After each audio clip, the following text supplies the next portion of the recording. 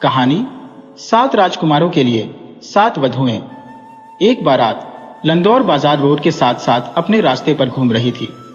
सबसे पहले ढोल, तुरही और झांझ की गूंज के साथ बैंड आया। उसके बाद सड़क पर गाते व नाचते हुए दूल्हे के मित्र और उसके बाद सफेद टट्टू पर बैठा दूल्हा स्वयं आया, जो विवाह की पोशाक में बहुत ही सजीला और सुंदर लग रहा था। वे वधु के घर जहां समारोह होना था और साक्षी निराश थी कि वह वधु को न हो देख सकी, क्योंकि वह जानना चाहती थी कि वह कैसी दिखती थी और उसने क्या पहना था। शशि, अनिल, मधु और विजय जावेद खान की दुकान की सीढ़ियों पर बैठे हुए बारात का गुजरना देख रहे थे। जल्दी ही कमल भी उनमें शामिल हो गया, जो वैवाहिक अतिथियों के पीछे टहलता हुआ यहाँ आया था। वहां बाहर ठंड में क्यों बैठे हो? अपनी मंद रोशनी वाली दुकान के अंदर से जावेद खान ने कहा, अंदर आ जाओ और आग के पास बैठो। मैं तुम्हें एक सबसे असाधारण शादी का एक किस्सा सुनाऊंगा, जो मेरी वादी में कई साल पहले हुई थी। बहुत बहुत पहले एक राजा था जिसके 7 पुत्र थे। वे सब के सब बहादुर, सुंदर और चतुर थे। वृद्ध राजा सबको बराबर प्यार करता था और राजकुमार एक सी पोशाक पहनते थे तथा उन्हें समान भत्ते मिलते थे। जब वे बड़े हुए तो उन्हें अलग अलग महल दिए गए, लेकिन महल एक जैसे बनाए गए थे और उनकी साज सज्जा भी एक जैसी की गई थी। और अगर तुमने एक महल देख लिया था तो समझो सारे महल देख लिए थे। जब राजकुमारों की विवाह योग्य उम्र हुई तो राजा ने एक समान सुंदरता और प्रतिभा वाली 7 वधुएं खोजने के लिए सारे देश में अपने राजदूत भेजे। राजा के संदेशवाहकों ने हर जगह की यात्रा की, कई राजकुमारियां देखी, लेकिन 7 उपयुक्त वधुएं नहीं ढूंढ सके। जे लौटकर राजा के पास आए और अपनी विफलता के बारे में राजा को बताया। अब तो राजा इतना निराश और दुखी हो गया कि उसके मंत्री ने फैसला किया कि इस समस्या को हल करने के लिए कुछ न कुछ तो करना ही पड़ेगा। उसने कहा, महाराज, इतने मायूस न हो। निश्चय ही आपके 7 पुत्रों जैसी मुकम्मल 7 वधुएं खोजना असंभव है। हमें किस्मत पर भरोसा करना चाहिए और फिर शायद हमें सही वधुएं मिल जाएंगी। मंत्री ने एक योजना के बारे में सोचा था और राजकुमारों को इसके लिए सहमत कर लिया था। उनको किले की सबसे ऊंची बुर्ज पर ले जाया गया, जहां से पूरे शहर के साथ ही आसपास का ग्रामीण क्षेत्र भी दिखाई देता था। राजकुमारों के सामने 7 धनुष और 7 तीर रखे गए थे और उनसे जिस दिशा में वे चाहें उस दिशा में तीर छोड़ने के लिए कहा गया। प्रत्येक राजकुमार ने उस लड़की से विवाह करने की सहमति दी थी जिसके घर पर उसका तीर जाकर गिरेगा, चाहे वह किसी राजकुमार की लड़की हो या किसी किसान की। राजकुमारों ने धनुष उठाए और अलग अलग दिशाओं में तीर छोड़े।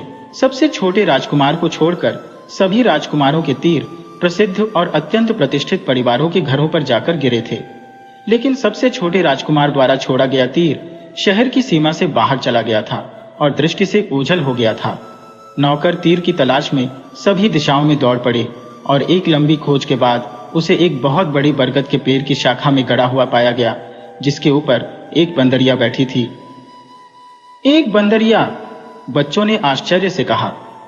क्या राजकुमार ने बंदरिया से शादी की? अनिल ने पूछा। जावेद खान ने जवाब नहीं दिया, लेकिन हुक्के का एक लंबा ताजगी देने वाला कश खींचा और अपने श्रोताओं के ध्यान केंद्रन के दबने का इंतजार करने लगा। जावेद खान ने किस्सा जारी रखते हुए कहा, राजा को बहुत पछतावा हुआ जब उसे पता चला कि उसके सबसे छोटे राजकुमार के तीर ने ऐसा दुर्भाग्यशाली निशाना लगाया है। राजा और उसके दरबारी एवं मंत्रियों ने एक त्वरित बैठक की और फैसला किया कि सबसे छोटे राजकुमार को तीर के साथ एक और अवसर दिया जाना चाहिए। लेकिन हर किसी को चकित करते हुए राजकुमार ने दूसरा अवसर लेने से इनकार कर दिया। मैं शिकायत नहीं करता, उसने कहा। मेरे भाइयों को अच्छी और सुंदर पत्नियां मिली है और यह उनका सौभाग्य है, लेकिन मुझे वह कसम तोड़ने को मत कहो जो मैंने तीर चलाने से पहले ली थी। मैं जानता हूं कि मैं बंदरिया से विवाह नहीं कर सकता, लेकिन चूंकि मैं नहीं कर सकता इसलिए मैं किसी से भी विवाह नहीं करूंगा।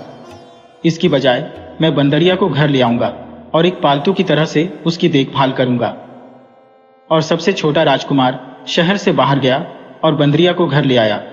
6 भाग्यशाली राजकुमारों के खूब धूमधाम से विवाह हुए। शहर में प्रकाश और आतिशबाजी से जश्न मनाया और सड़कों पर संगीत एवं नृत्य हुए। लोगों ने अपने घरों को आम और केले के पत्तों से सजाया था।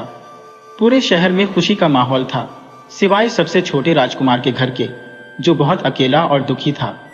उसने अपनी बंदरिया के गले में हीरे का एक पट्टा डाला था और उसे मखमल की गद्दी वाली एक कुर्सी पर बिठाया था। राजकुमार ने कहा, ए बंदरिया, आज इस खुशी के दिन तुम भी उतनी ही अकेली हो जितना मैं हूं, लेकिन मैं यहां तुम्हारे ठहराव को खुशियों से भर दूंगा। क्या तुम्हें भूख लगी है? और उसने स्वादिष्ट आमों का एक कटोरा उसके सामने रख दिया तथा उसे उन्हें खाने के लिए राजी कर लिया। वह बंदरिया से बातें करने लगा और अधिकतर समय उसके साथ बिताने लगा। कुछ लोगों ने उसे मूर्ख या जिदोदी कहा, दूसरे सोचते थे कि वह थोड़ा सा पागल है।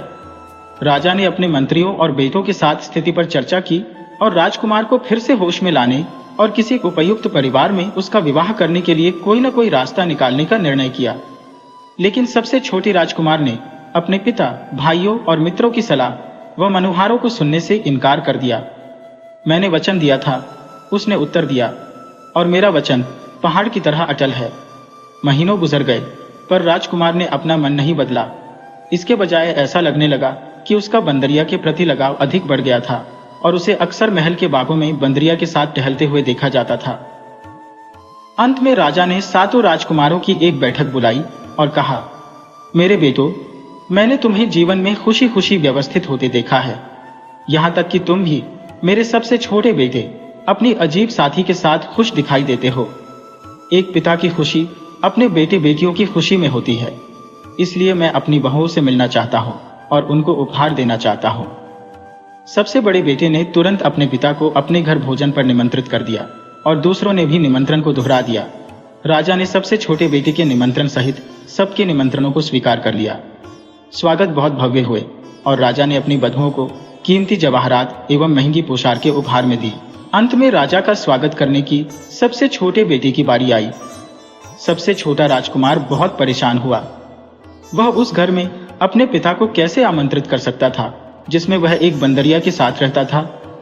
वह जानता था कि उसकी बंदरिया इलाके की अनेक बड़ी बड़ी महिलाओं से अधिक सौम्य और प्रिय है और वह इस बात पर दृढ़ था कि वह उसे छुपाएगा नहीं, जैसे वह कोई शर्मिंदा होने वाली चीज हो। बाग में उसके साथ टहलते हुए उसने कहा, मुझे अब क्या करना चाहिए मेरी दोस्त? काश परेशानी की घड़ी में मुझे आराम राहत देने के लिए तुम्हारे पास जुबान होती। मेरे सभी भाइयों ने मेरे पिता को अपने घर और अपनी पत्नियां दिखाई है। मैं जब तुम्हें उनके सामने प्रस्तुत करूंगा तो सब मेरा मजाक उड़ाएंगे। जब भी राजकुमार ने उससे कुछ कहा था, बंदरिया हमेशा एक मूक और सहानुभूतिपूर्ण श्रोता रही थी। लेकिन अब उसने देखा कि वह अपने पंजों से उसके लिए कोई संकेत कर रही थी। उस पर झुकते हुए राजकुमार ने देखा कि उसके एक हाथ में मिट्टी के बर्तन का एक टुकड़ा था और वह उससे उसे लेने के लिए कह रही थी। राजकुमार ने उससे वह टूटा हुआ टुकड़ा ले लिया। उस पर सुंदर जनाना हस्तलेख में ये शब्द लिखे हुए थे, चिंता न करें राजकुमार, उस स्थान पर जाए जहां आपने मुझे पाया था। मिट्टी के बर्तन के इस टुकड़े को बरगद के पेड़ के खोखले तने में फेंक देना और किसी जवाब की प्रतीक्षा करना। राजकुमार पहले तो झिझका, लेकिन बाद में सोचा कि अपनी बंदरिया की बात मानने से उसकी समस्या और ज्यादा तो बिगड़ने वाली नहीं है।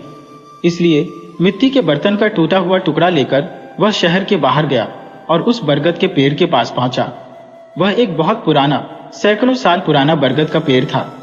उसकी शाखाएं और जड़ें एक विस्तृत गोल घेरे में फैली हुई थी और उसके पत्ते छोटे छोटे कुंजों का निर्माण कर रहे थे।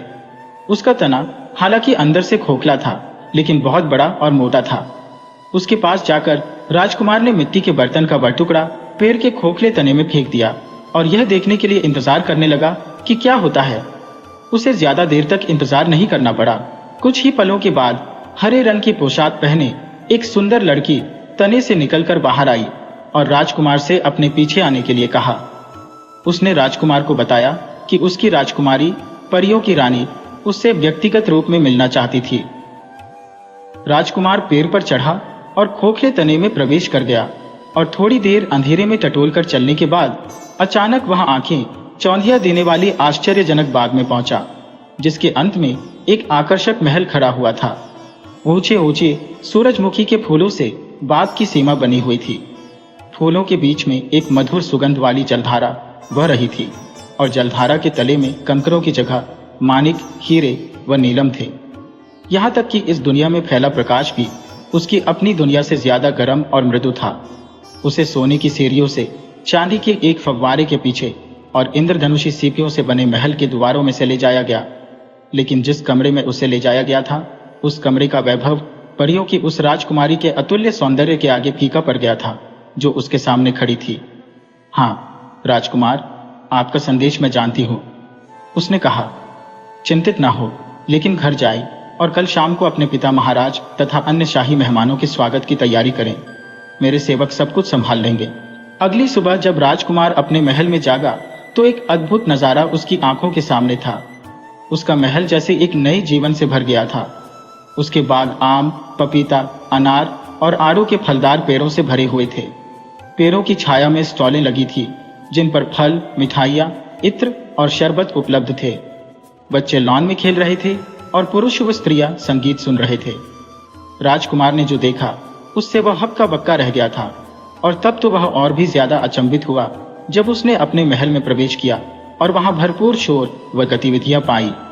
स्वादिष्ट भोजनों से मेजें लदी हुई थी। छतों से बड़े बड़े झाड़ फानूस लटक रहे थे। फूलों के बंधनवारों की सुगंध ने पूरे महल को महका रखा था।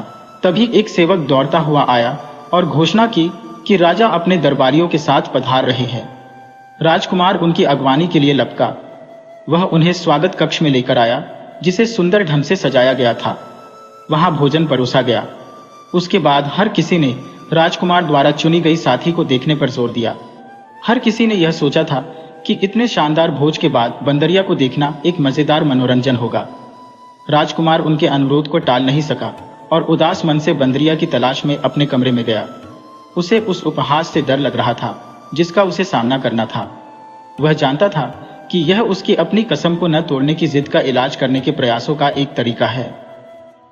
राजकुमार ने अपने कमरे का दरवाजा खोला और प्रकाश की चौंध से लगभग अंधा ही हो गया था।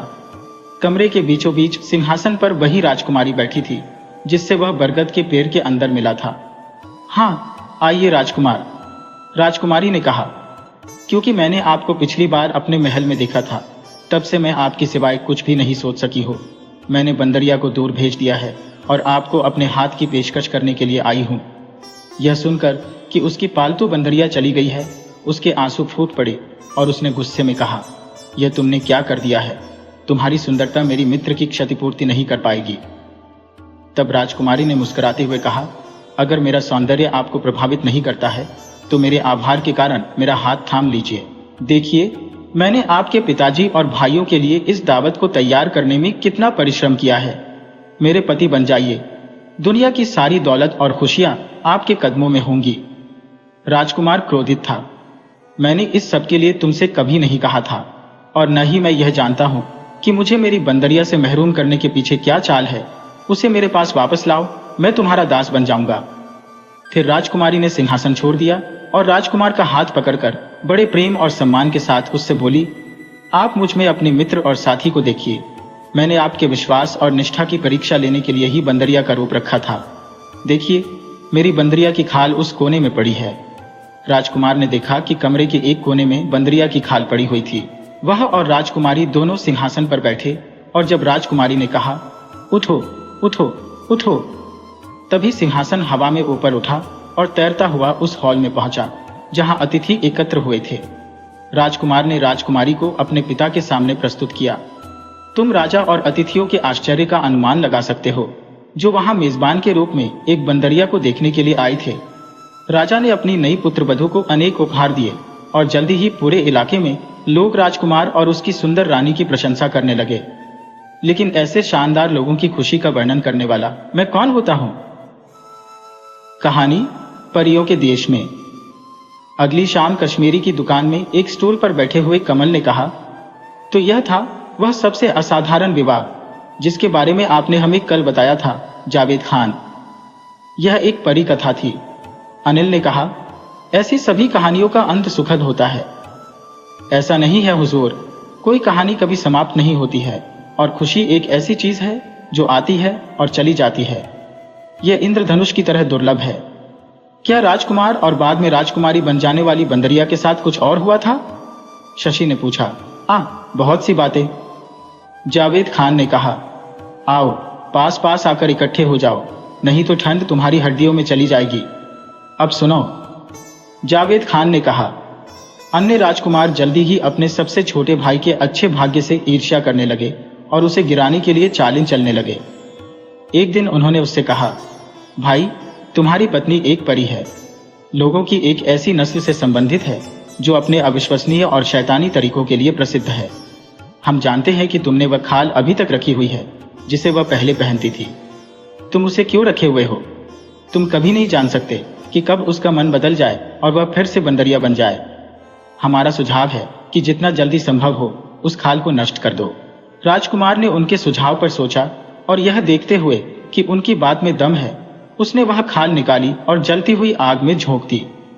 तुरंत आग में से तेज चीखें आने लगी और राजकुमारी खुद धुएं में से प्रकट हुई और महल की तरफ दौड़ी। और उसके बाद पूरा महल, बाग और हर वह चीज जो परी अपने साथ लाई थी एक साथ गायब हो गए। राजकुमार का दिल टूट गया। लेकिन एक मनुष्य और एक वायुपुत्री के बीच में प्रेम कैसे रह सकता है?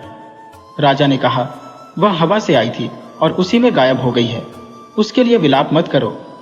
फिर भी राजकुमार को इससे कोई सांत्वना नहीं मिली और एक दिन सुबह जल्दी वह नगर से निकल पड़ा और इस उम्मीद में उस पुराने बरगद के पेड़ के पास पहुंच गया कि वहां उसकी राजकुमारी का कोई सुराग उसे मिल जाए। लेकिन पेड़ भी वहां से गायब हो चुका था। कई दिन और कई रात तक जंगली फलों को खाकर, जंगली पोखरों से पानी पीकर और खुले आसमान के नीचे सोकर वह गांवों में भटकता रहा। हर दिन वह नगर से दूर अधिक आगे और अधिक आगे चलता गया। एक दिन वह एक ऐसे आदमी के पास आया जो एक टांग पर खड़ा था, दूसरे पैर को हाथ से पकड़े हुए था और चिल्ला रहा था, एक बार मैंने तुम्हें देखा था, एक बार और प्रकट हो जाओ। राजकुमार ने उससे पूछा कि क्या बात हुई थी? तो एक टांग पर खड़े आदमी ने जवाब दिया, मैं इन जंगलों में शिकार कर रहा था, तब मैंने एक बहुत ही सुंदर स्त्री को यहां से जाते हुए देखा था। वह दौड़ी जा रही थी और मेरे पुकारने पर भी रुकी नहीं।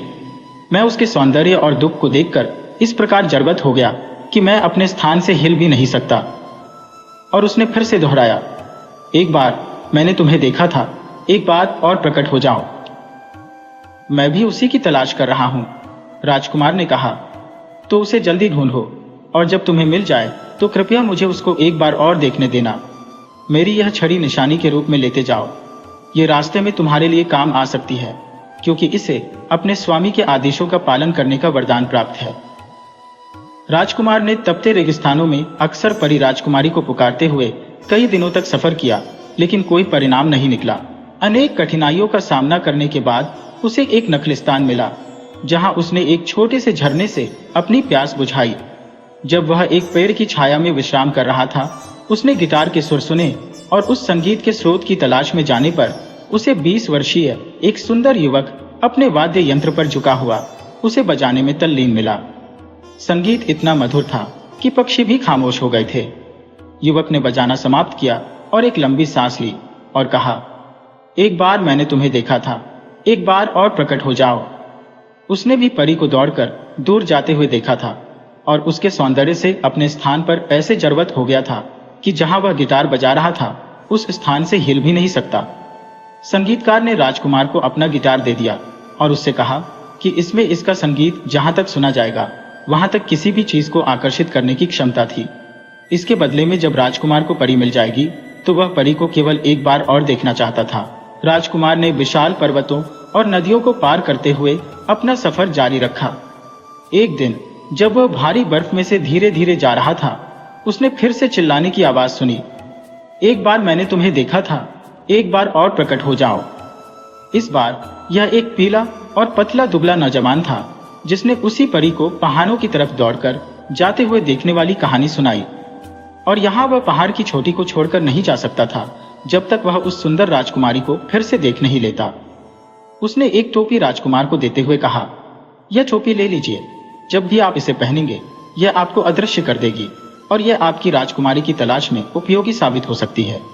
लेकिन जब वह आपको मिल जाए तो मुझे उसको एक बार देखने देना, नहीं तो मैं यही प्राण त्याग दूंगा। छड़ी, गिटार और टोपी लेकर राजकुमार पर्वतों पर और फिर एक घाटी में गया जहां उसने बर्फ का एक मंदिर देखा जिसके खंभे, छत और शिखर सब बर्फ के बने हुए थे। मंदिर के भीतर राजकुमार को एक नमधरंग योगी मिला जिसने केवल एक कौपीन पहन रखी थी। वह आसन लगाकर जमीन से लगभग 3 फीट ऊपर हवा में अधर में बैठा था। उसका सारा शरीर मंदिर की भीतरी दीवार से छनकर आ रहे प्रकाश में दमक रहा था। राजकुमार हाथ जोड़कर योगी के सामने बैठ गया। योगी ने आंखें खोलकर सीधे राजकुमार की तरफ देखते हुए कहा, मैं तुम्हारी कहानी जानता हूं। तुम जिस राजकुमारी की तलाश कर रहे हो वह परियों के राजा की पुत्री है, जिसका महल कॉकेशस पर्वत के शीर्ष पर स्थित है। राजकुमारी बहुत बीमार है। गुल मेहंदी का यह डिब्बा ले लो, इसमें ठीक करने की शक्तियां हैं और ये ऊनी चप्पलें तुम्हें जहां तुम जाना चाहोगे पहुंचा देंगी। जैसे ही राजकुमार ने ऊनी चप्पलें पहनी, वह हवा में ऊपर उठने लगा और फिर बहुत तेजी के साथ पर्वतों के ऊपर से परियों के देश की ओर उड़ चला। वह एक बहुत बड़े नगर के बाहर उतरा, जहां टोपी पहनते ही वह अदृश्य हो गया और वह बिना किसी रोक टोक के द्वार में से अंदर चला गया। नगर में मुख्य चौराहे पर राजकुमार ने गिटार बजाना शुरू कर दिया। गिटार से निकला संगीत इतना मधुर था कि उसे सुनने के लिए सारी परियां आकर चौराहे पर एकत्र हो गईं। जब राजा को पता चला कि एक गजब का जादूगर उसकी प्रजा को मोहित कर रहा था, तो वह उससे मिलने के लिए बाहर निकला। वह उसके संगीत से इतना प्रभावित हुआ कि वह राजकुमार के सामने अपने घुटने टेक कर बोला, मेरी पुत्री कई महीनों से बीमार पड़ी है। वह विचित्र प्रकार के बुखार से पीड़ित है। उसे ठीक कर दो, मैं आपसे विनती करता हूं, क्योंकि वह मेरी आंखों की रोशनी और मेरे बुढ़ापे की आशा है। राजकुमार राजा के साथ सोने के एक उड़न खटोले पर, जिसे परियां उठाई हुई थी, महल के अंदर गया। उसे राजकुमारी के कक्ष में ले जाया गया। वहां उसने देखा कि परी गहरी नींद में सोई हुई थी। उसने योगी द्वारा दी गई गुल मेहंदी निकाली और वहां खड़ी सेविका से कहा कि इसे अपनी स्वामिनी के पूरे शरीर पर लगा दे। जैसे ही ऐसा किया गया, राजकुमारी बिस्तर पर उठकर बैठ गई। वह खुद को बहुत बेहतर महसूस कर रही थी। राजकुमार को देखकर वह उसका नाम लेकर बोलने ही वाली थी कि राजकुमार ने अपने होठों पर उंगली रखकर अनुनय के भाव लिए आंखों से चुप रहने का अनुरोध किया। जब राजा को पता चला कि उसकी पुत्री ठीक हो गई है, तो उसने कहा, आप महान हैं स्वामी जी, कोई उपहार मांगिए। राजकुमार ने बिना झिझके फौरन उत्तर दिया, राजन, विवाह में आपकी पुत्री का हाथ। राजा योगी की वाचालता पर अत्यधिक क्रुद्ध हुआ और सिपाहियों को उस भिखारी को गिरफ्तार करने और जेल में डालने का आदेश दे दिया। लेकिन राजकुमार ने अपनी टोपी पहन ली और वह सिपाहियों के लिए अदृश्य हो गया तथा अपनी छड़ी को आदेश दिया कि वह सिपाहियों को दूर रखे। जब राजा ने देखा कि राजकुमार तो गायब हो गया था और उसकी छड़ी सिपाहियों की पीठ पर प्रहार कर रही थी, तो उसने दया की याचना की। राजा ने कहा, हमें क्षमा कर दीजिए, फिर से सामने आ जाइए। मैं वचन देता हूं कि आपको वही मिलेगा जो आप चाहेंगे। राजकुमार फिर से प्रकट हो गया और बोला, मुझे खेद है कि मुझे आपके विरुद्ध अपनी शक्तियों का प्रयोग करना पड़ा। अब मुझे एक उड़न खटोला दीजिए, जिसे बनाना केवल परियां जानती है, और इसे मुझे तथा आपकी पुत्री दोनों को मेरे पिता के राज्य में ले जाने दें। राजा तुरंत अपनी पुत्री को लेकर आया, जिसकी सेवा में 3 परियां लगी हुई थी। उन्होंने राजकुमार को एक सुंदर पालकी में बिठाया और पालकी हवा में ऊपर उठकर राजकुमार के देश की तरफ उड़ चली। शशि ने पूछा, लेकिन एक टांग पर खड़े आदमी और दूसरे जिन्होंने उसकी मदद की थी, उनका क्या हुआ? अरे हाँ, उनके बारे में तो मैं लगभग भूल ही गया था, जावेद खान ने जोड़ा। लेकिन राजकुमार नहीं भूला था। रास्ते में उन लोगों की चीजें उन्हें लौटाने के लिए वह रुका था और उसे परी के साथ वापस आया देखकर वे बहुत खुश हुए थे और वे फिर से अच्छी तरह चलने फिरने लगे थे। थोड़ी देर सोचने के बाद जावेद खान ने कहा, वे वापसी में राजकुमार के साथ ही उसके राज्य में गए। वहां उन्होंने उन 3 परियों से विवाह किया जो राजकुमारी की दासियां थी, और वे सब हमेशा खुशी खुशी रहने लगे। तो आखिरकार अंत सुखद हुआ, अनिल बोला। अब कमल ने पूछा, उन ईर्ष्यालु भाइयों का क्या हुआ? जहां तक राजकुमार के भाइयों की बात है, जब उनके पिता राजा को उनके द्वारा की गई शैतानी का पता चला, तो वह इतना क्रुद्ध हुआ कि उसने उन्हें उत्तराधिकार से वंचित कर दिया और उन्हें जेल में डाल दिया गया होता, अगर सबसे छोटे राजकुमार ने राजा को उन्हें माफ करने के लिए मनाया नहीं होता। उन्हें माफी दे दी गई और उनके लिए उपयुक्त पेंशन तय कर दी गई। और अब मेरे दोस्तों, अब तुम सबके घर जाने का समय हो गया है।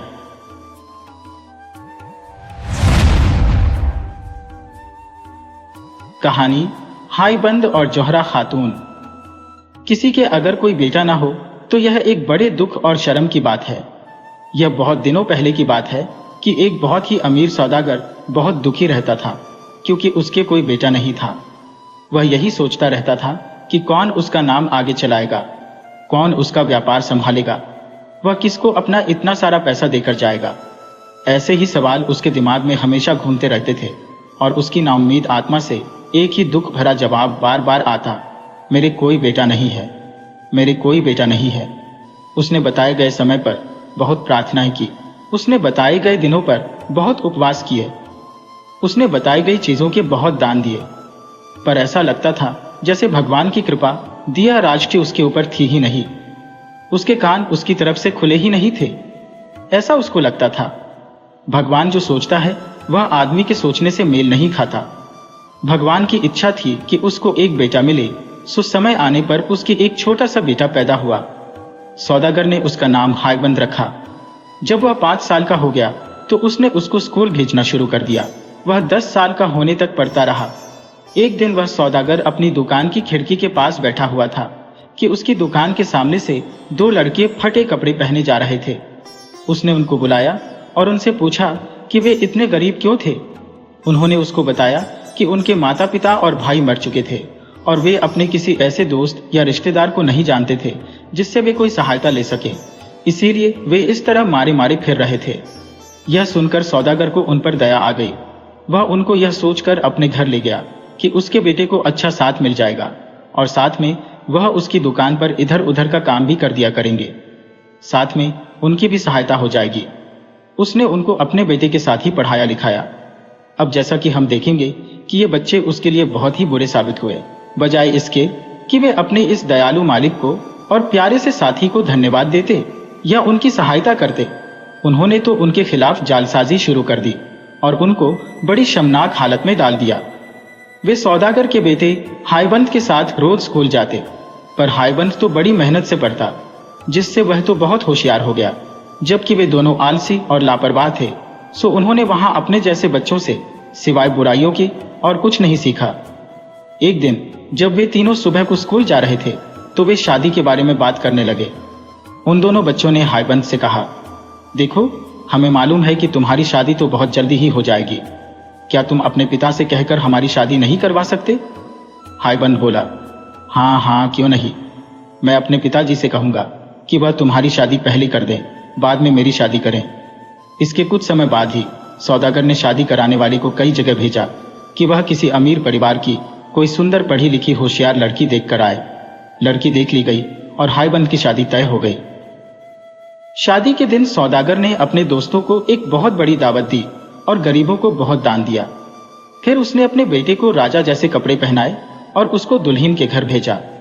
दोनों नीच लड़कों को इस बात का पता था, सो वे उससे पहले ही उसकी ससुराल पहुंच गए और दुल्हन के माता पिता को बरगलाने की कोशिश की कि हायबंद तो कुछ पागल सा है, आप किससे अपनी बेटी की शादी कर रहे हैं। यह सुनकर वे दोनों बहुत दुखी और नाराज हुए। यह बात अगर उनको कुछ पहले पता चली होती तो उन्होंने सगाई तोड़ दी होती, पर अब वे क्या करें, अब तो बहुत देर हो चुकी थी। दुल्हा अपने घर से चल चुका था। इधर वे दोनों लड़के फिर हायबंद से मिलने के लिए जल्दी से चलकर वापस आए और उसको दवा मिले हुए कुछ फल खाने पर मजबूर किया। उन फलों को खाकर वह बिल्कुल बेवकूफ सा दिखाई देने लगा। इसके बाद वह तुरंत ही सौदागर के पास उसके घर गए और आंखों में आंसू भरकर बोले, जैसे कि वे अपनी इस खोज पर बहुत दुखी हो कि वह लड़की जिससे वह हायबंद की शादी करने जा रहा था, वह तो एक राक्षसी थी और आदमियों को खा जाने वाली थी। हायबंद का पिता यह सुनकर सोच में पड़ गया। अब वह क्या करे? शादी की घड़ी आ रही थी और सब लोग दूल्हे के इंतजार में थे। जब हायबंद अपनी ससुराल पहुंचा तो उसके सास ससुर ने उसको ठीक से देखा भाला, और जब उन्होंने उसको कुछ सोया सोया सा, खोया खोया सा और बेवकूफी की हालत में पाया तो उनको लगा कि वे दोनों लड़के सही बोल रहे थे। सो उन्होंने उसको अपनी बेटी देने से इनकार कर दिया। पर वह लड़की जिससे हायबंद की शादी होने वाली थी और जिसका नाम जोहरा खातून था, बहुत होशियार और अक्लमंद थी। उसको लगा कि इसमें उन लोगों की कोई जाल बिछाने की साजिश है। उसने अपने पिता को मजबूर किया कि वह उसकी शादी हायबंद से ही कर दें। उसको पूरा विश्वास था कि हायबंद के पिता इतने सीधे और ईमानदार आदमी थे कि उनको बेवकूफ बनाना बहुत आसान था। खैर, शादी की सारी रस्में पूरी की गई और उन दोनों की शादी हो गई। शाम तक उन दवाओं का असर कम होने लगा तो हायबंद को होश आने लगा। होश में आने पर उसने अपनी पत्नी को पहचान लिया और उसका साथ पाकर बहुत खुश हुआ। कुछ दिन बाद रीति रिवाजों के अनुसार हायबंद और उसकी पत्नी अपने घर वापस लौटे। रास्ता थोड़ा लंबा था, सो उन्होंने उसको 2 बार में पूरा करने का इरादा किया। आधे रास्ते में पहुंचकर उन्होंने एक गांव में रात को रुकने का फैसला किया। जब जोहरा सोने चली तो अचानक उसे याद आया कि वह अपनी सास के लिए तो कोई भेंट लाई नहीं है, पर अब वह क्या करे। ससुराल में खाली हाथ जाना तो ठीक बात नहीं थी। वह बहुत दुखी हुई, पर फिर किसी तरह से उसे नींद आ गई। जब वह सो रही थी तो उसने सपना देखा कि एक बहुत गोरी सा आदमी उसकी तरफ बढ़ा चला आ रहा था। उसके पास आकर वह उससे बोला, ओ भली लड़की, तू दुखी मत हो, तू नदी के पास जा। वहां तुझे एक लाश पानी पर तैरती मिल जाएगी, जिसकी बांह पर एक बहुत कीमती ब्रेसलेट है। तू उस लाश को पुकारना तो वह तेरा कहा मानेगी और तेरे पास आ जाएगी। तू उसका वह ब्रेसलेट उतार लेना और अपनी सास को दे देना। यह अजीब सा सपना देखकर उसकी आंख खुल गई। वह तुरंत उठी और नदी की तरफ चल दी। वहां जाकर उसने देखा कि उससे थोड़ी ही दूर पर एक लाश तैर रही थी। उसने उसको पुकारा तो वह उसके पास आ गई। उसने उसके हाथ से ब्रेसलेट उतारा और अपने घर आकर सो गई। सिवाय उन दोनों नीच लड़कों की नीचता के सब कुछ ठीक चलता रहता, पर उन्होंने यह सब कुछ देख लिया था और यही था भी जो वह चाहते थे। उनको बस किसी भेड़ का खून नदी की तरफ जाने वाले रास्ते पर और नदी के किनारे पर छिड़कना था और फिर भागकर अपने मालिक सौदागर के पास उसको यह बताने जाना था कि उनकी बहू किस तरह से बर्ताव कर रही थी। उन्होंने ऐसा ही किया। सौदागर तुरंत ही उनके पीछे पीछे भागा आया। जब उसने खून के निशान देखे तो वह ऐसे रो पड़ा जैसे कोई मरने वाला रोता है। सुबह को वह अपने बेटे के पास गया और उसको वह सब बताया जो उसने सुना और देखा, पर उसके बेटे को उसका विश्वास ही नहीं हुआ और वह अपने पिता से बहुत नाराज हो गया। सुबह को पूछने पर दाई ने बताया कि आधी रात के करीब उसकी मालकिन कुछ देर के लिए घर के बाहर गई तो थी, लेकिन वह बाहर गई क्यों थी यह उसको नहीं पता। हायबंद को यह सुनकर बहुत आश्चर्य हुआ और उसको इस नीच कहानी पर विश्वास करना पड़ा। इसका परिणाम यह हुआ कि वह अपनी पत्नी से अलग अलग रहने लगा। सारी बारात दुखी से सौदागर के घर वापस आई। जोहरा को एक अलग कमरे में रख दिया गया, जहां केवल उसकी दाई ही जा सकती थी और कोई नहीं। एक दिन जोहरा की सास ने दरवाजे की जरी से जोहरा के कमरे में झांक कर देखा तो वह तो वहां का दिया राज देखकर डर के मारे बेहोश होते होते बची। इस तरह काफी समय बीत गया। इस बीच हायबंद अपने उन दोनों नीच दोस्तों के साथ पिता के बिजनेस में उनकी सहायता करता रहा। वह अभी भी उन दोनों को अपना दोस्त ही समझता था। एक दिन सौदागर ने उन तीनों को एक छोटे से व्यापार के लिए शहर से बाहर भेजा। उसने ऐसा इसलिए किया था क्योंकि उसने देखा कि हायबंद अपनी पत्नी के लिए बहुत दुखी था, तो उसने सोचा कि इससे शायद उसका मन कुछ बदल जाए। तीनों नौजवान अपनी यात्रा पर चल दिए। वे कई मील चले कि हायबंद को अचानक याद आया कि वह अपने हिसाब की कापियां तो घर पर ही भूल आया है। वह उनको लेने के लिए घर वापस लौटा और अपने दोस्तों से यह वायदा किया कि वह शाम तक लौटकर उनको पकड़ लेगा। ये हिसाब की कापियां जोहरा के कमरे में रखी हुई थी। वे वहां थी ही क्यों यह तो हमको नहीं पता, पर वे वहां थी। सो घर लौटकर हायबंद तुरंत ही जोहरा के कमरे की तरफ दौड़ा। वहां उसने अपनी पत्नी को देखा। वह दुखी होने पर भी बहुत सुंदर दिखाई दे रही थी, बहुत अच्छी और बहुत प्यारी। हायबंद अपने आप को रोक न सका। उसने उसको अपनी तरफ खींचकर गले लगा लिया और चूम लिया। वह उसके पास छिपकर 1 महीने तक रहा और फिर वहां से यह देखने के लिए अपने साथियों के पास चला गया कि उनका और उनके सामान का क्या हुआ। उसने उनको पहले पड़ाव पर ही पाया जहां उसने उनसे मिलने का वायदा किया था। वे वहां से कहीं गए भी नहीं थे और न ही कोई चीज उन्होंने बेची ही थी। वे तो बस वहां खा पीकर और जुआ खेलकर आनंद कर रहे थे। हायबंद ने जब यह सब देखा तो वह बहुत नाराज हुआ। उसने उन दोनों को बहुत डांटा और वह वहां से अकेला ही व्यापार करने चल दिया। ये दोनों बेचारे घर वापस लौट आए। अब ये दोनों भी हायबंद से बहुत नाराज थे, सो इन्होंने उसके साथ चाल खेलने की सोची। इन दोनों दोस्तों ने एक फकीर का वेश रखा और सौदागर के घर पहुंचे। वहां जाकर बोले, आप समय रहते संभल जाइए। आपके घर में एक राक्षसी है जिसको बच्चे की आशा हो गई है। उसका चरित्र ठीक नहीं है। भगवान के लिए अपने लिए आप उसको घर से बाहर निकाल दीजिए। कहीं ऐसा न हो कि वह आपके घर को और आसपास के लोगों को बर्बाद कर दे। ये कहकर वे वहां से चले गए।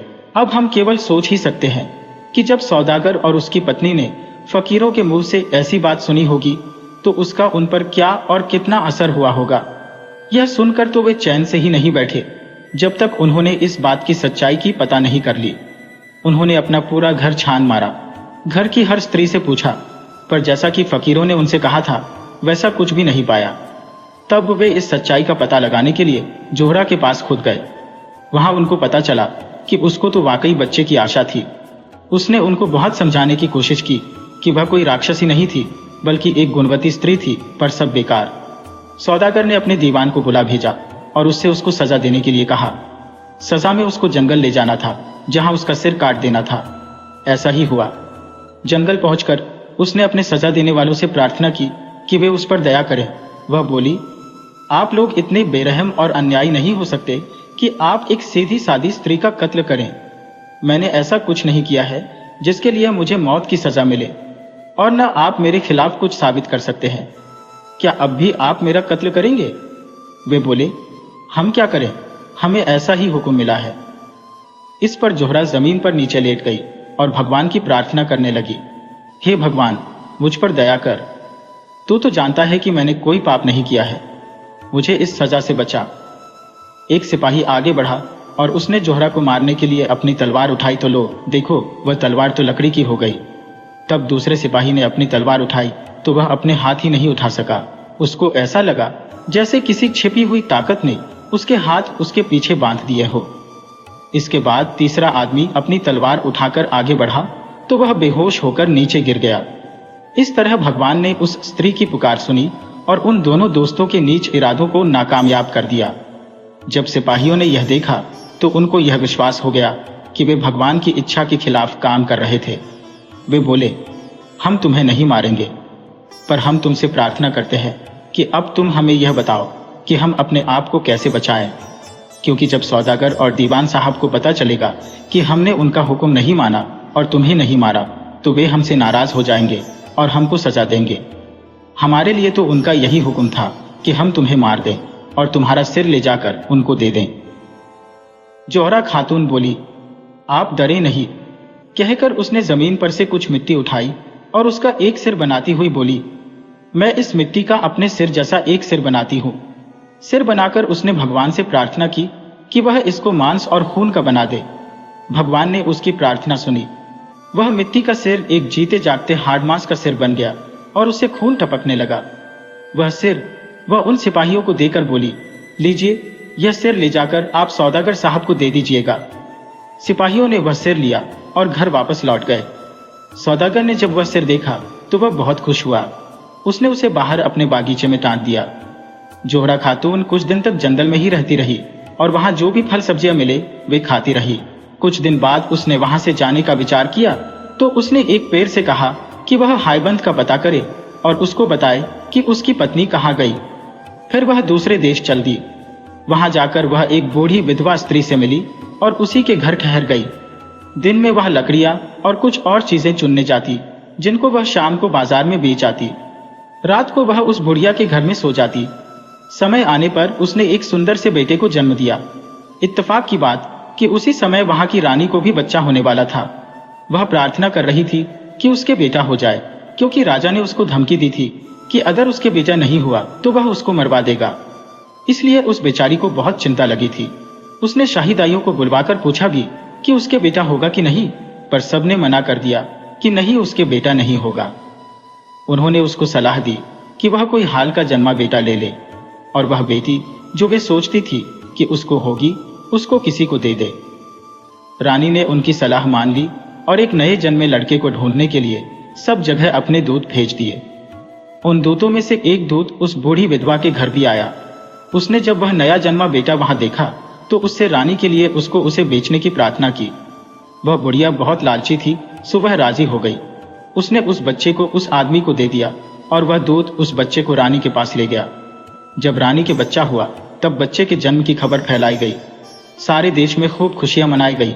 उधर जैसे ही दूत जोहरा के बेटे को लेकर गया, बुढ़िया ने कुछ पत्थर इकट्ठा किए और उनमें से एक बड़ा पत्थर वहां रख दिया जहां जोहरा का बच्चा सोता था, और बाकी बचे पत्थर एक अलमारी में रख दिए।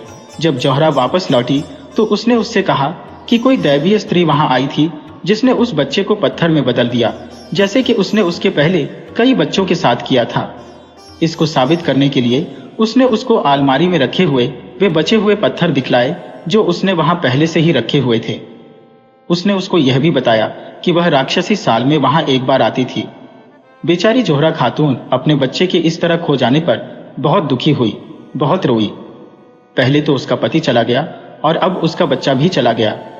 वह तो बस अब मरना चाहती थी। यह दुनिया उसके लिए बहुत ही खराब और मुश्किल वाली लगी। वह अब किसके लिए जिए? उसकी जिंदगी दूभर हो गई थी। वह बस दिन में लकड़ी और फल जैसी चीजें इकट्ठी करके लाती और हर रात को उस नीच बुढ़िया के अजीब से घर में लौट आती जिसमें उसको बिल्कुल भी आराम नहीं मिलता था। इस बीच उसका बेटा यानी राजकुमार बड़ा होता रहा। वह एक बहुत ही चतुर और गुणी नौजवान बन गया। अपना काम करते समय अक्सर वह इस बुढ़िया विधवा के घर के पास से गुजरता। एक दिन शाम को जब वह उस बुढ़िया के घर के पास से गुजर रहा था तो उसने जोहरा को देखा जो अपना दिन का काम खत्म करके घर लौट रही थी। वह उसकी सुंदरता देखकर चकित रह गया। उसने यह भी देख लिया कि वह कहाँ रहती थी। जब वह महल लौटा तो राजा के पास गया और उस स्त्री से अपनी शादी करने की प्रार्थना की। राजा ने कहा कि वह उसके बारे में सोचेगा। उसने जोहरा खातून को अपने महल में बुलाया। वह खुद भी उसकी सुंदरता और सीधेपन से बहुत प्रभावित हुआ। उसने उससे अपने बेटे के प्यार की बात बताई और उससे पूछा कि क्या वह उससे शादी करना पसंद करेगी। इस पर उसने जवाब दिया कि वह तो पहले से ही शादीशुदा है। उसको यह भी पता नहीं है कि उसका पति जिंदा है या मर गया है। वह फिर बोली कि अगर उसको अगले 6 महीने तक अपने पति की कोई खोज खबर न मिली तो वह राजकुमार से शादी कर लेगी। राजा ने उसकी बात मान ली और इस तरह से यह मामला कुछ दिनों के लिए टल गया। उस सारे साल और कई और साल तक हाईबंद व्यापार के उद्देश्य से दुनिया में देश देश घूमता रहा। आखिर इसी समय के आसपास वह एक बहुत ही अमीर आदमी बनकर अपने घर लौटा। उसने सोचा था कि उसको अपनी पत्नी अपने घर में ही मिल जाएगी क्योंकि अब तक वह अच्छी साबित हो गई होगी और उसके घर वालों ने उसको स्वीकार कर लिया होगा। पर हम उसके दुख की केवल कल्पना ही कर सकते हैं जब उसको घर आकर यह पता चला होगा कि उसकी पत्नी के साथ क्या क्या हुआ। उसने अपने माता पिता से पूछा कि उसको मारने वाले उसे किधर लेकर गए थे और कहां उन्होंने उनके बेरहम हुक्म का पालन किया होगा। उन्होंने उसको सब बता दिया तो उसने उसी समय अपनी कुछ चीजें बांधी और उसी दिशा में चल दिया जहां उसको उसके मारने वाले लेकर गए थे। भगवान की कृपा से वह उसी जंगल में आ पहुंचा जहां जोहरा को मारा जाने वाला था और उसी पेड़ के पास पहुंच गया जिससे जोहरा ने अपने पति को अपने बारे में बताने के लिए कहा था। पेड़ बोला, तुम्हारी पत्नी मरी नहीं है, तुम्हारी पत्नी तो जिंदा है। जो सिर तुम्हारे पिता के पास ले जाया गया था वह तुम्हारी पत्नी का सिर नहीं था। तुम तुरंत ही फला फला देश चले जाओ, वह तुम्हें वही मिल जाएगी जिसे तुम ढूंढ रहे हो। जाओ, अल्लाह तुम्हारी रक्षा करे। कुछ दिनों की यात्रा के बाद हाईबंद उस देश पहुंच गया और एक सुबह जब वह उस देश के मुख्य शहर के बाजार में घूम रहा था तो उसने कुछ स्त्रियां उस बुढ़िया के घर कुछ सामान ले जाती हुई देखी। उसने उनसे पूछा, यह सामान किसके लिए है और इसे तुम लोग कहां लेकर जा रही हो? उनमें से एक स्त्री ने उसको बताया कि वहां एक स्त्री रहती थी जिसका नाम जोहरा खातून था। उसकी शादी वहां के राजकुमार से होने वाली है। वे ये सामान उसी की शादी के लिए लेकर जा रही हैं। क्योंकि वह बहुत करीब है इसलिए राजा ने उसकी शादी के लिए ये कपड़े और गहने भिजवाए हैं। वह कुछ साल पहले किसी दूसरे देश से यहाँ पर आई थी। यह सुनकर हाईबंद ने उस स्त्री को अपना नाम लिखी एक अंगूठी दी और उससे प्रार्थना की कि वह उसे उसको दे दे। वह उनके साथ उसके घर के दरवाजे तक जाएगा और बाहर उसके जवाब का इंतजार करेगा। उस स्त्री ने ऐसा ही किया। जोहरा ने तुरंत ही हाईबंद की अंगूठी पहचान ली। वह दौड़ी दौड़ी बाहर आई और बहुत दिनों से खोए हुए अपने पति से मिली। यह खबर तुरंत ही महल भेज दी गई कि उसको उसका पति मिल गया है। राजा यह सुनकर बहुत नाउम्मीद हुआ, पर राजकुमार तो बिल्कुल पागल सा ही हो गया। वह अपने पागलपन में दौड़ा दौड़ा जोहरा के घर गया और अपनी पूरी कोशिश की कि वह उसके साथ उसके महल चले। पर जैसे ही जोहरा ने उसे देखा तो वह उसको तुरंत ही पहचान गई कि वह उसका बेटा है। सब कुछ साबित हो गया। रानी ने स्वीकार कर लिया कि वह उसका बेटा नहीं था। बूढ़ी विधवा ने भी स्वीकार कर लिया कि वह बच्चा उसने राजा के आदमियों को बेचा था। उस दूत ने भी स्वीकार कर लिया कि वह राजकुमार को उस बुढ़िया के घर से खरीद कर ले गया था। पर इन सब के अलावा जो सबसे बड़ी बात थी वह यह थी कि राजकुमार की शक्ल अपने माता पिता से बहुत मिलती थी। राजा ने जब यह सब सुना तो वह तो बहुत गुस्सा हुआ। उसने तुरंत ही अपनी रानी को देश निकाला दे दिया और उस बूढ़ी विधवा को मरवा दिया। हायबंद और उसकी पत्नी अपने बेटे के साथ अपने देश वापस लौट आए, जहां वे बहुत दिनों तक खुशी खुशी रहे। कहानी होशियार गीदड़। यह समय खेतों में हल चलाने का था, सो एक किसान जल्दी ही अपने खेतों में हल चलाने के लिए घर से निकला और अपनी पत्नी से कहता गया कि वह जल्दी से उसका खाना लेकर खेत पर आ जाए। सो जब उसका चावल तैयार हो गया तो वह उसको अपने पति के लिए लेकर खेत की तरफ चल दी। खेत पर पहुंचकर उसने खाना उससे कुछ दूरी पर रखा और बोली, ये रहा तुम्हारा खाना, मैं अभी यहां ठहर नहीं सकती, सो मैं जा रही हूं। किसान बोला, ठीक है, और अपने काम में लग गया। कुछ देर बाद वह खाना खाने आया तो उसने देखा कि उसके खाने का बर्तन तो खाली पड़ा है। वह इस बात पर बहुत गुस्सा हुआ। जब वह शाम को अपने घर वापस पहुंचा तो उसने अपनी पत्नी को इस तरह की चाल खेलने पर बहुत डांटा, पर उसने सोचा कि शायद वह उससे झूठ बोल रहा होगा। यह सोचकर वह बहुत दुखी हुई। अगले दिन जब किसान फिर से खेत पर जाने लगा तो उसने फिर अपनी पत्नी से वही कहा कि वह उसका खाना खेत पर ले आए और उसको कुत्ते की तरह भूखा न मारे।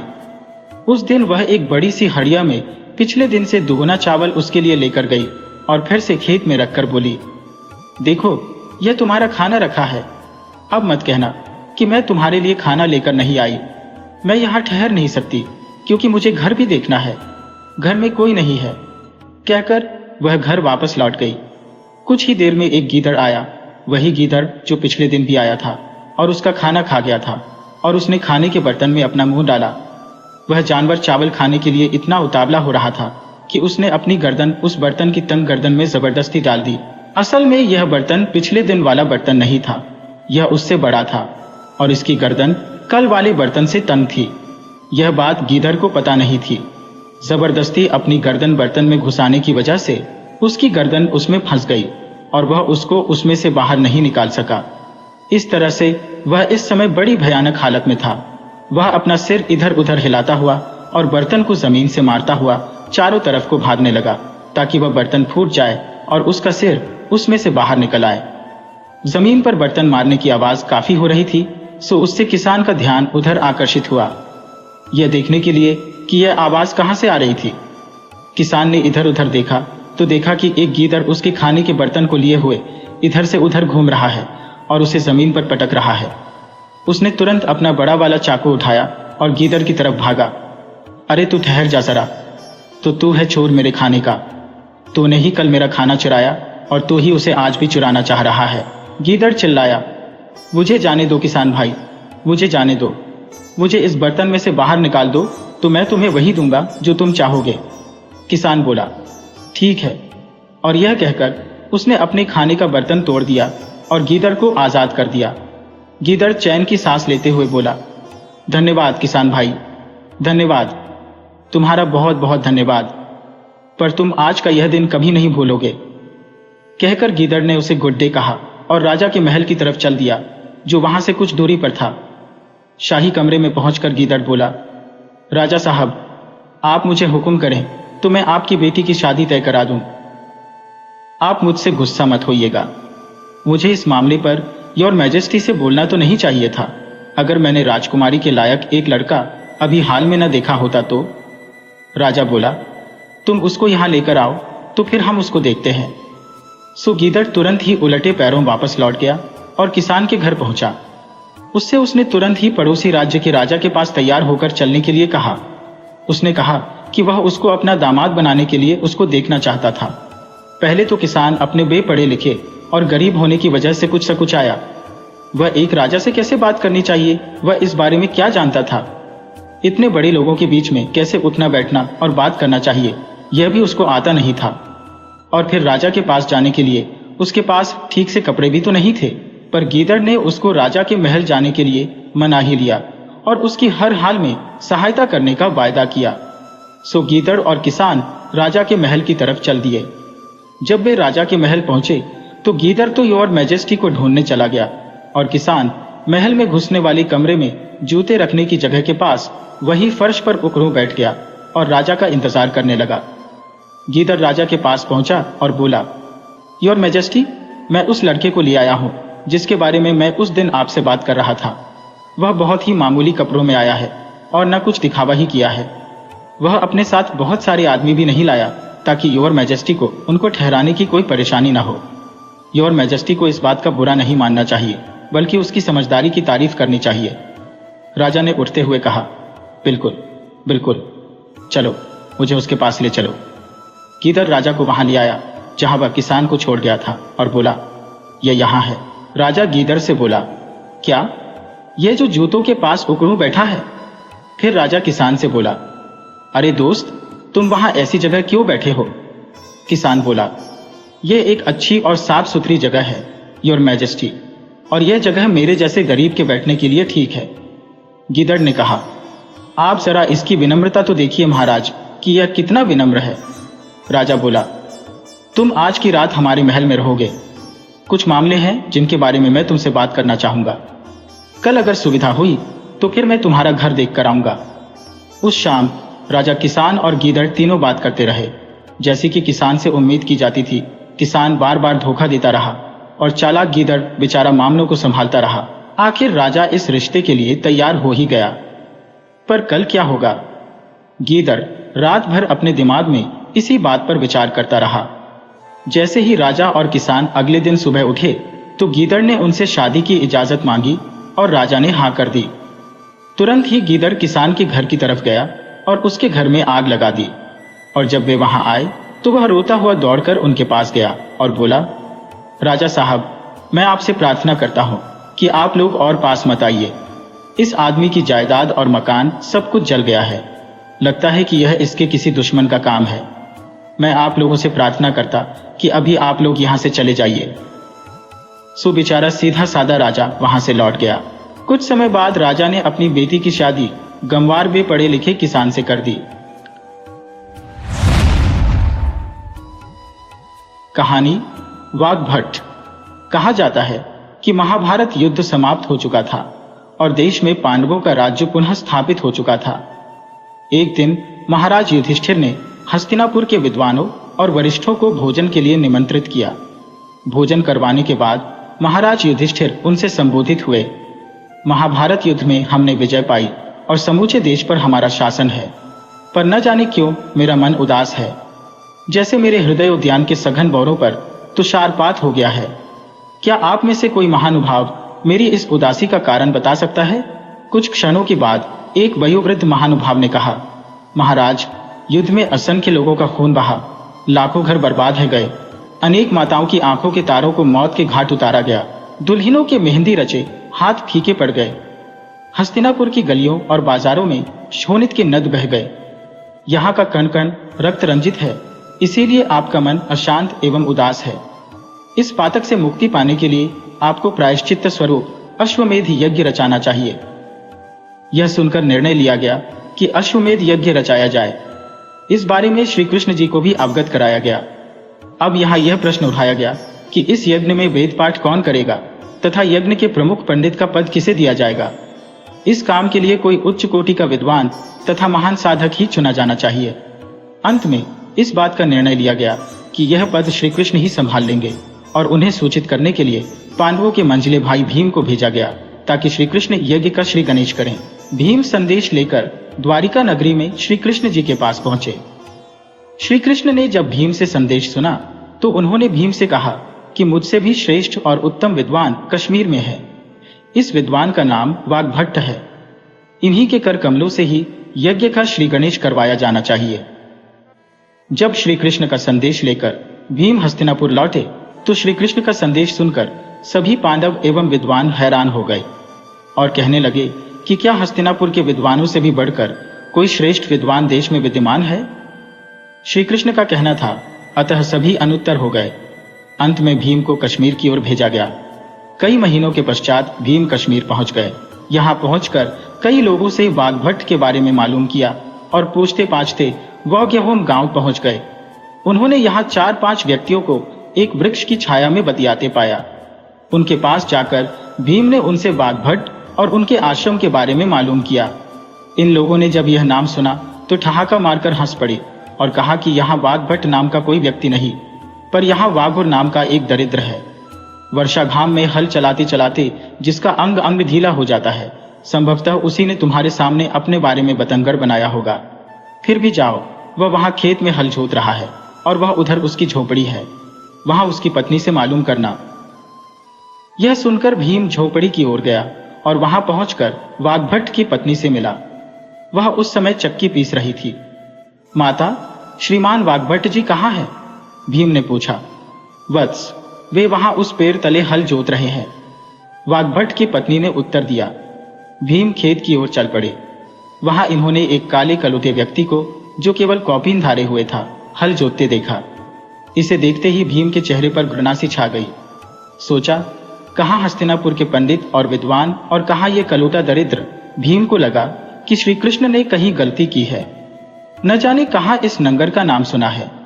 यदि यह उस सम्मेलन में प्रविष्ट होगा तो सब कुछ भ्रष्ट हो जाएगा। भीम यही सोच रहे थे कि वाग्भट की पत्नी भी खेत पर वाग्भट के लिए खाना लेकर आ गई और भीम से पूछ बैठी, वत्स, क्या वाग्भट से मिले? तनिक प्रतीक्षा करो, वे यही इसी वृक्ष की छाया तले भोजन करने आ जाएंगे। कुछ क्षण बीते कि वाग्भट भी वहीं आ गया और एक अतिथि को भी आया पाया। अतिथि से औपचारिकता निभाने के बाद पूछा कि वत्स, तुम मेरे पास किस उद्देश्य से आए हो? मुझसे क्या काम है? भीम असमंजस में पड़ गए कि कहूं या न कहूं, पर उन्हें श्री कृष्ण की आज्ञा याद आई और कहा, हे द्विज श्रेष्ठ, महाराज युधिष्ठिर को अश्वमेध यज्ञ रचाना है। श्री कृष्ण ने आपको इस यज्ञ में सम्मिलित होने और प्रमुख पंडित का पद स्वीकारने का निमंत्रण दिया है। यह सुनकर वाग्भट हंसने लगे और बोले, न जाने कहाँ जाना था और कहाँ आ गए हो। प्रभु ही जाने तुम्हें किसको बुलाना था और तुम किसके पास आ गए। कहाँ वागुर और कहाँ अश्वमेध यज्ञ। मेरे सम्मिलित होने से तो सब कुछ गड़बड़ा जाएगा। अरे, मेरे पास पेट भर भोजन और तन भर कपड़ा नहीं है, मैं अश्वमेध यज्ञ क्या जानूं। यह कहते कहते वाग्भट मैले हाथों ही भात खाने लगे। भीम ने जब उनकी मलिनता देखी तो उसे घिन आ गई। सोचने लगा, यह ठीक ही कहता है, यह वह हो नहीं सकता जिसे भगवान ने इतना ऊंचा दर्जा दिया हो। इसी बीच अचानक ही उसकी दृष्टि बैलों पर पड़ी। उसने देखा कि एक कौवा हल की मूठ पर बैठा है और बैल सही दिशा में स्वतः चल रहे हैं। भीम दृष्टिवान पुरुष थे, अतः उन्होंने इस संकेत को समझ लिया। वाग्भट उठ खड़े हुए और पुनः हल चलाने लगे। भीम वाग्भट से यज्ञ में सम्मिलित होने के लिए काफी अनुनय विनय करते रहे और कई दिन पश्चात वाग्भट ने यज्ञ में शामिल होने की हामी भरी।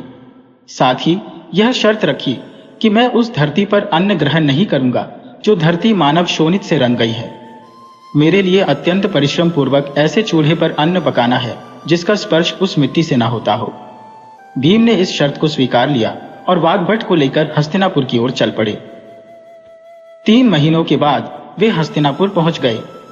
जब श्री कृष्ण ने वाग्भट के आगमन के बारे में सुना तो वे अपने मित्रों सहित वाग्भट के स्वागत के लिए आ गए।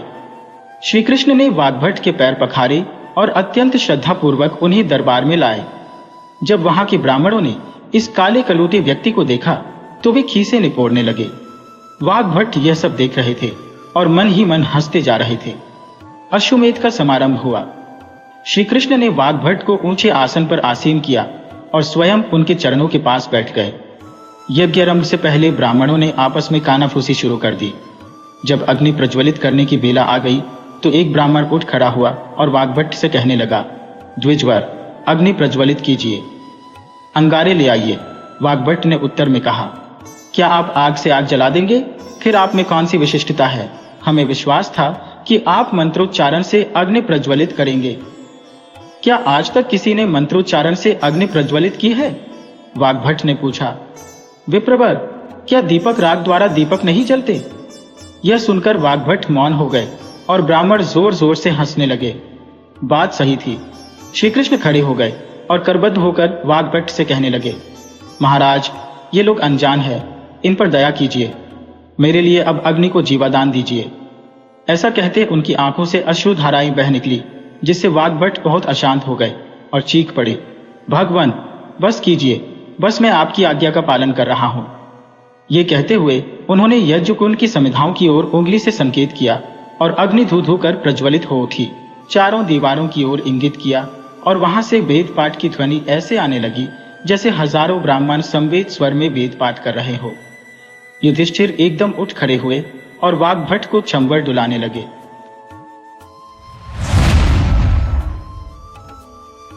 कहानी विश्वास। कहा जाता है कि प्राचीन काल में एक तपस्वी ब्राह्मण कश्मीर में रहा करता था। परिवार बड़ा होने के कारण उनका पालन पोषण करने में असमर्थ रहा करता था। वह रात भर अपनी तपस्या में लीन रहता था और दिन भर मेहनत मजदूरी करने में अपने को खपा देता। जितना ही वह नम्र और अच्छे स्वभाव का था, उतनी ही इसकी पत्नी क्रुद्ध और तीव्र स्वभाव की थी, जो उसे हर समय बहुत तंग करती रहती थी। एक दिन ब्राह्मण काम ढूंढने के लिए निकला, पर कहीं भी काम न मिला।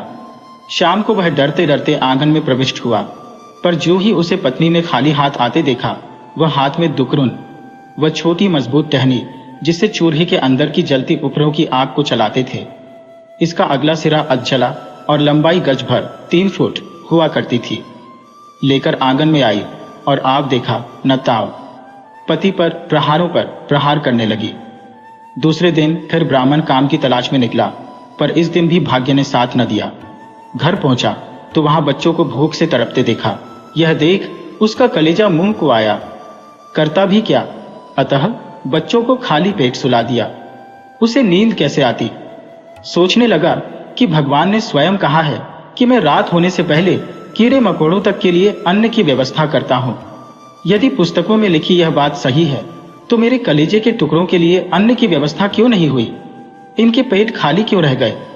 यह सोचने के पश्चात वह उठ खड़ा हुआ, पुस्तक खोली। वहां बिल्कुल यही लिखा था।